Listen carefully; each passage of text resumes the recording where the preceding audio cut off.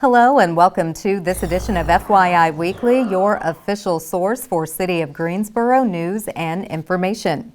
Guilford Metro 911 is celebrating National Public Safety Telecommunications Week today through April 15th.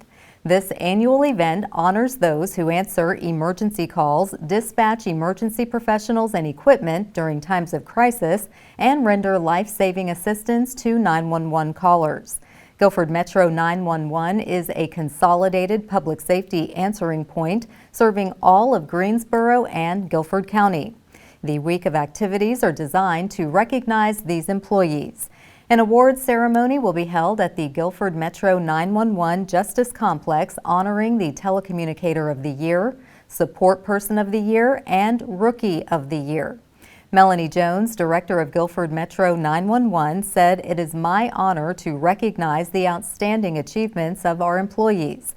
This year, we are celebrating the 30 lives saved by CPR instructions delivered over the phone during 911 calls. Employees are nominated by their peers, and the judges represent 911 professionals from across North Carolina. In 2022, the agency's 130 employees handled nearly 700,000 phone transactions, more than 400,000 dispatches, and nearly 3 million radio transmissions. Guilford Works invites Greensboro youth to apply for the police chief's 500 Jobs Summer Jobs Initiative. Originally launched in 2021 by retired Greensboro Police Chief Brian James, this year's initiative is being managed by Guilford Works and facilitated through the NC Works Next Gen program. The goal is to connect 500 young adults ages 16 to 24 with summer employment. The 8-week opportunity provides personal skills training and paid work experience in a structured learning and training environment.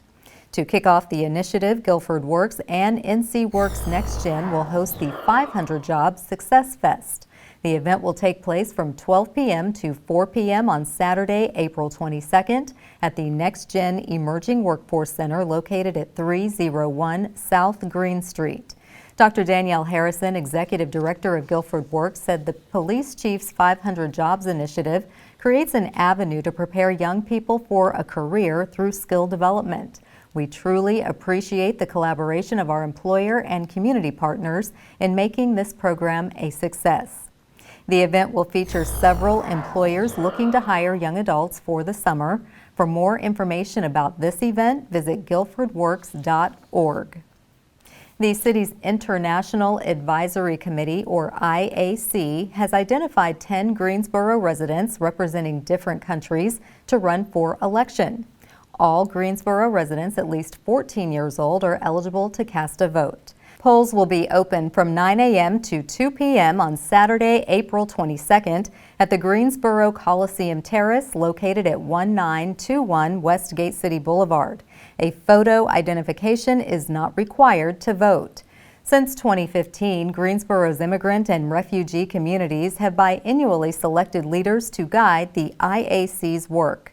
The nominees are vying to serve for one of 4 roles on the 5-person leadership team, which includes 1 chair, 2 vice chairs, secretary, and executive member. Candidates will be on hand to meet the public from 5 p.m. to 6:30 p.m. on Sunday, April 16th at the Nussbaum Center for Entrepreneurship on South Elm Eugene Street. The election occurs in conjunction with a resource fair featuring more than 20 agencies that serve newcomers and the international community. Members of the Faith Action International House will be on site to provide a verifiable form of ID for $10. Starting at 8:30 a.m. on April 22nd, the Greensboro Transit Agency will provide free round-trip shuttle service from the depot to the Coliseum.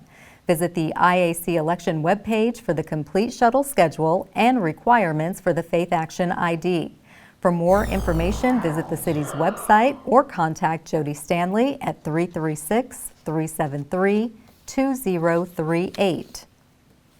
Cone Health has partnered with the city to share a series of brief and informative videos designed to inspire you to make better choices when it comes to healthy living. Following these tips is an easy way to help each of us improve our quality of life. Let's take a moment to check out today's News for Your Health. 70% of Americans are overweight, and the majority of them have health issues that would improve with weight loss. So how do you know if your weight is affecting your health? The easiest way is to calculate out your BMI, or your body mass index. You can do that by going online and entering in your height and your weight. It will give you a number. If that number is 30 or greater, it is likely that your weight is affecting your health. When your BMI is greater than 30, it puts you at much higher risk of things like high blood pressure, high cholesterol, heart disease, stroke, kidney disease, arthritis, cancer, and diabetes. In fact, if your BMI is 30 or greater, you have a greater than 300% chance of becoming diabetic. If your BMI is 40, that increased risk goes up to 500%. So if you want to lose weight, the most important thing to start with is to calculate out your resting metabolic rate. That's what most people consider their metabolism, and it tells us how many calories you need to keep your weight the same with a low level of activity. The best way to do that is to take your weight and multiply by 9 if you're a woman and 11 if you're a man. Now that we've calculated out your resting metabolic rate, it's time to figure out how many calories you need in order to lose weight. If you cut 500 calories per day from your resting metabolic rate, you lose approximately 1 pound of fat per week. If you think 1 pound a week isn't significant, you should know that a pound of fat is about the size of a small grapefruit. So losing a grapefruit of fat every week isn't too shabby. Exercising while losing weight is important in order to prevent your metabolism from falling while you're losing weight. Studies show that just 10 minutes a day of exercise 5 times a week is enough to cause health benefits. If you increase that exercise to 30 minutes 5 times a week, you maximize those benefits and you find it much easier in order to keep your weight off. Studies also show that if you exercise more than 30 minutes 5 times a week, you can increase your hunger. That increase in hunger tends to make you eat more calories than you just burned, which defeats the point of exercise for weight loss. Thank you for joining me. Hopefully these tips will help put you on a path for a healthier future. For more information, go to conehealth.com/wellness. I'm Dr. Karen Beasley. The Water Resources Department needs you to join the mayor to take part in a national challenge, and the city is offering a solution for trash containers left at the side of the curb. We'll have those stories and more news coming up after the break. Stay with us.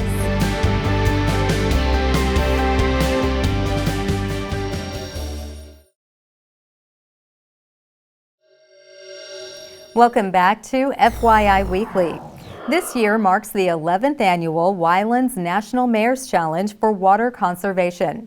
This national campaign challenges communities to make a pledge to use water more efficiently, reduce pollution, save energy, and explore ways to improve the community's overall health.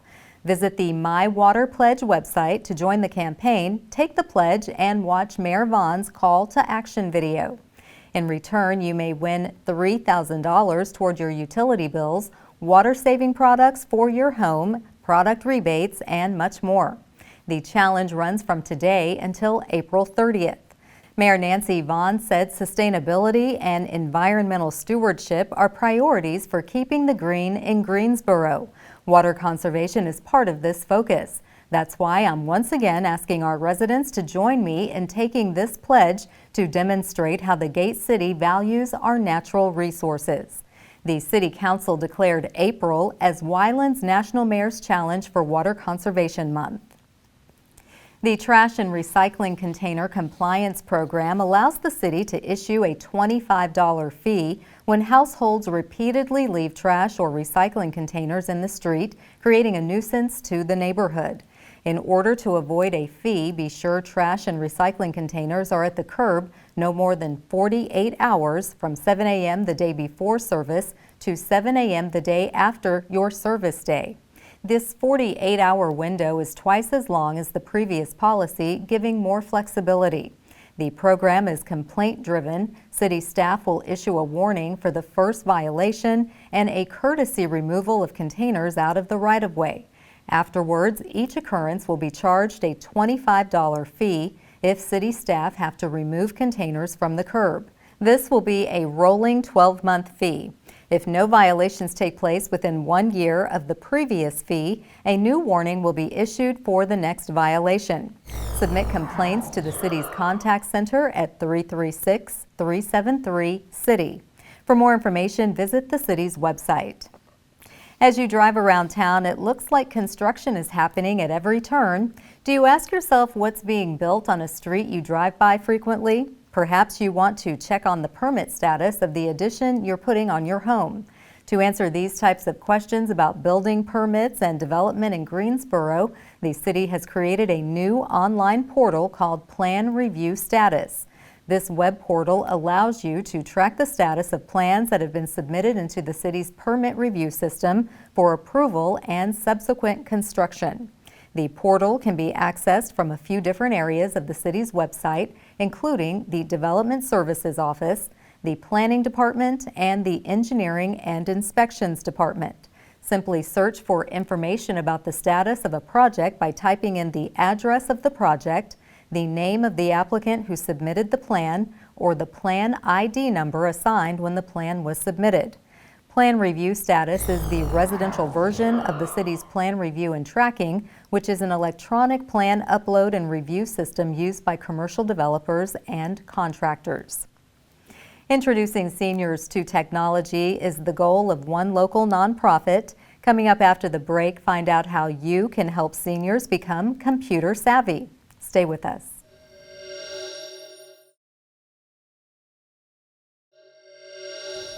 Welcome back to FYI Weekly.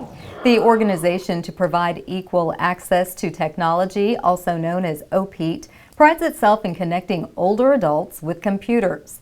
Joining me now to tell us about the success of the Silver Tech program is Dr. W.A. Merritt. He is the Executive Director of OPEAT. Hello, Dr. Merritt. Welcome back. Hello.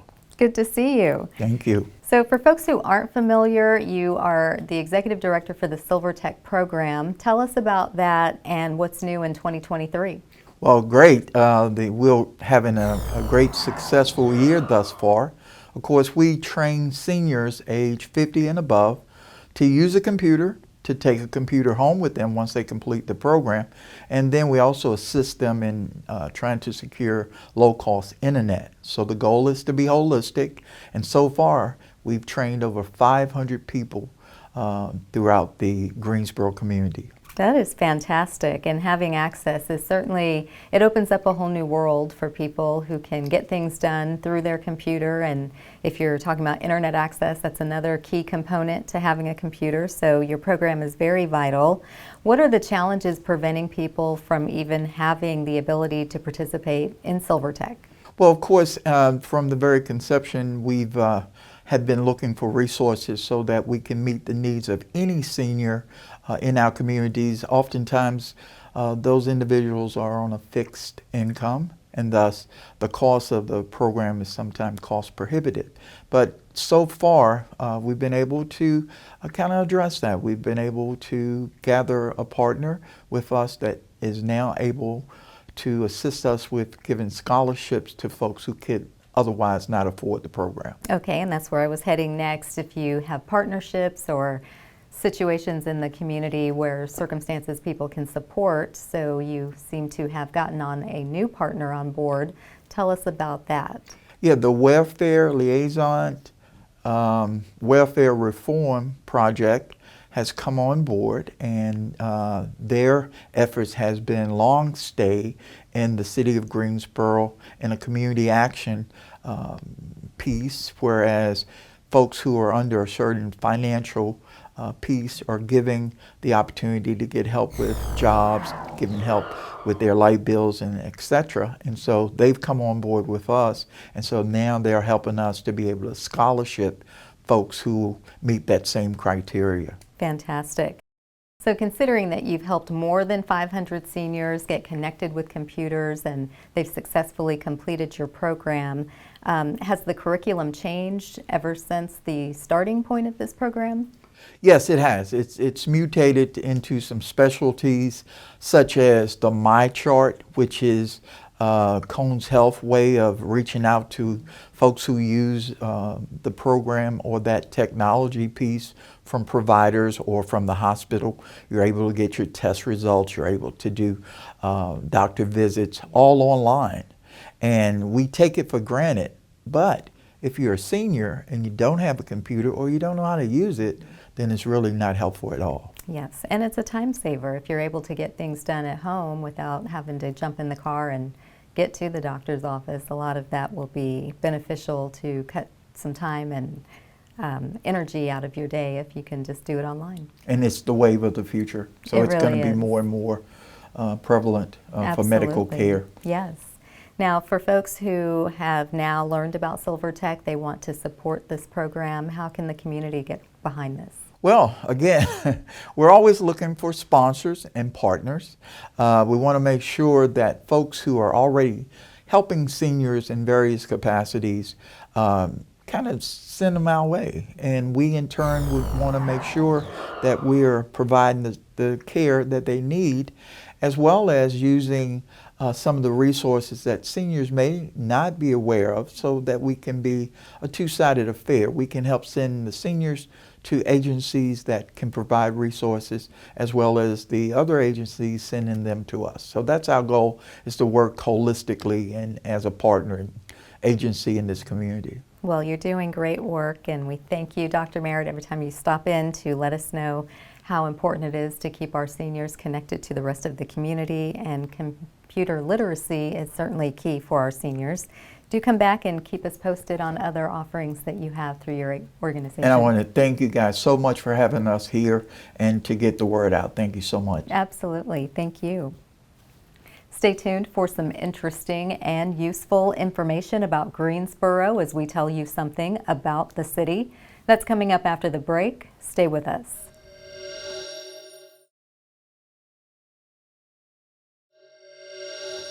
Welcome back to FYI Weekly. One way to stay informed about decisions that impact you and our city is by attending or tuning in to City Council meetings at 5:30 p.m. on the first and third Tuesday of the month. The fourth Tuesday is reserved for a meeting as needed. The City Council has resumed meeting in the Katie Dorsett Council Chamber on Level 2 of the Melvin Municipal Office Building, located at 300 West Washington Street. The public is allowed in person, but only in a limited capacity. Those who choose not to be in the building can participate virtually. The Greensboro City Council meetings are broadcast right here on GTN. The meetings are also streamed live on the city's website and on Roku. To review the council meeting schedule and agendas, please visit the city's website. Here's an opportunity to learn a little something about the city. Solar panels are becoming more prevalent in Greensboro neighborhoods as an energy-efficient source of power. The city's Development Services Division is educating homeowners about the role it plays with solar panel installation. In an effort to help residents navigate the process, staff has included the details in a portal available on the city's website. It's important to note electrical permits and associated inspections are required. It is the solar panel company's responsibility, not the homeowner, to work with the city and follow these requirements. Simply enter the street address into the online portal to learn the status of a permit and inspection process for an installation. The portal keeps track of when contractors apply for a permit, when the permit is received, when contractors request an inspection, and when the inspection is scheduled. For more information and to navigate the portal, visit the city's website or call the Development Services Office at 336-373-2155. Coming up after the break, we'll showcase our department spotlight, but first, prepare to mark your calendars for the places to go and things to do on the town.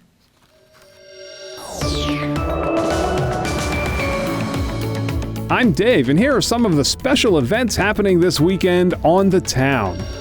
The Harlem Globetrotters bring their entertaining style of basketball and fun to the Greensboro Coliseum on April 14th.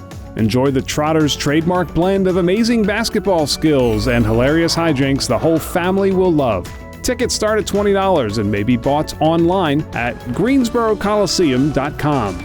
Hear the trio Zimbalist play with the Greensboro Symphony on April 15th at the Tanger Center.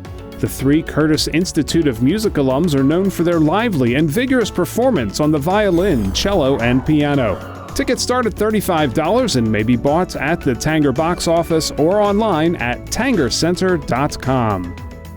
The Poetry Cafe holds its 14th anniversary show on April 15th at the Van Dyke Performance Center. The program consists of open mic poetry, live music, vendors, and more. Tickets start at $15 and may be purchased online at josephus3.com. The defending National Arena Football League runners-up Carolina Cobras opened their 2023 home schedule April 16th in the Greensboro Coliseum.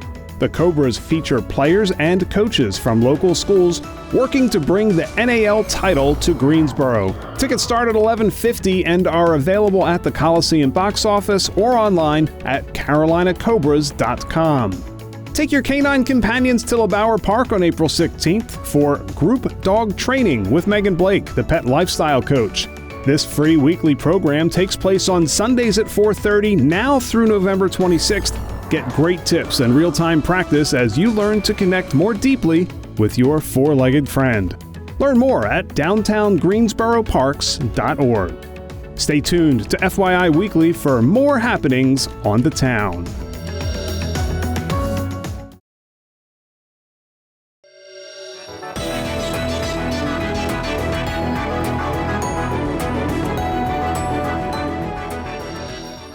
Welcome back.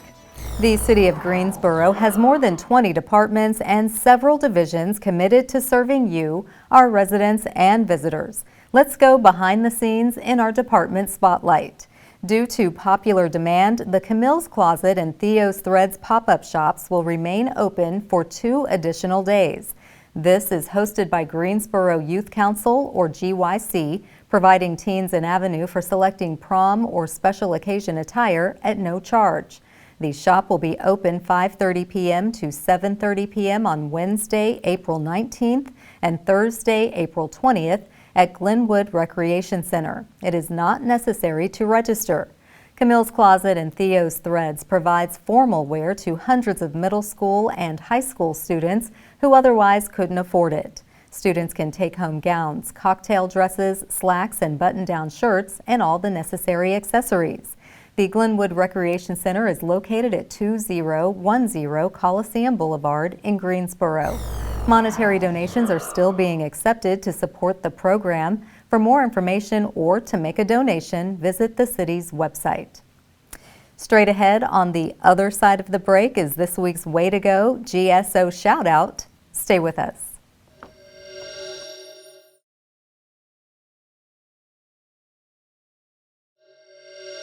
As we draw to a close, we always want to end on a positive note with our Way to Go GSO shout out. This week's shout out goes to Duke Energy. The City of Greensboro is partnering with Duke Energy for a Lights on Greensboro campaign. Residents are encouraged to participate by reporting street light outages in Greensboro by visiting Duke Energy's website or using the Duke Energy app. Outages can also be reported by calling the city's contact center at 336-373-CITY. Needless to say, street lights are vital to public safety, allowing pedestrians and motorists to see each other better, and lighting reduces the potential for criminal activity. Residents who report outages from April 17th to April 28th will automatically be entered into a raffle to win prizes from the Greensboro Science Center and the City of Greensboro. That concludes this edition of FYI Weekly, but you can easily stay connected to the latest city news by linking to us on Facebook, Twitter, YouTube, and Instagram. Alexa users can subscribe to our 5-minute flash briefings, which airs on 90.1 FM and 100.7 FM. Be sure to download both weekly podcasts, Talk City Greensboro and Connect GSO. Plus, GTN is streaming on Roku. For all of us here at the City of Greensboro, thanks for watching, and we'll see you next time.